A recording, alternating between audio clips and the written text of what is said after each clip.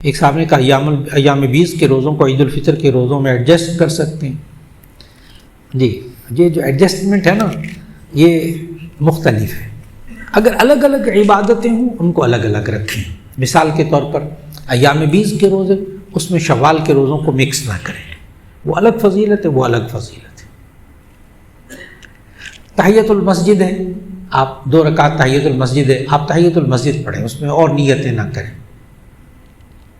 لیکن جو مخصوص عبادات ہمیں مخصوص انداز سے نہیں دی گئی نا، ان میں آپ کئی ایک چیزوں کی نیت کر سکتے ہیں.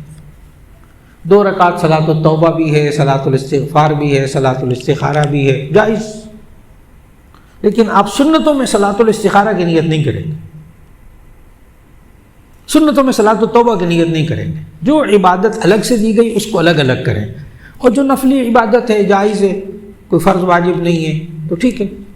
آپ ایک ہی 2 رکعت پڑھ رہے ہیں، اسی کو صلاۃ التوبہ، اسی کو صلاۃ الحاجت، اسی کو صلاۃ الاستغفار، اسی کو صلاۃ الشکر کرتے ہیں، ساری نیتوں کا ثواب اللہ دے دے گا.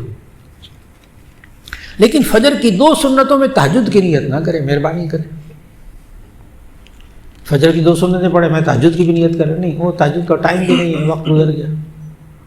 تہجد کی نماز ہے، اس میں صلاۃ الاستخارہ کی نیت نہ کریں، کیونکہ وہ ایک الگ عبادت کے طور پر ہمیں کہی گئی ہے. میرا خیال ہے بات واضح ہو گئی. تو ایام 20 کے روزوں کو شوال کے روزوں کے ساتھ ایڈجسٹ نہ کریں، ٹھیک. ہاں، شوال کے روزے رکھ لیے، ایام 20 کی ہمت نہیں ہوئی، اللہ اس کا بھی ثواب دے دے گا. لیکن ایڈجسٹ نہ کریں، الگ الگ عبادت الگ الگ کریں.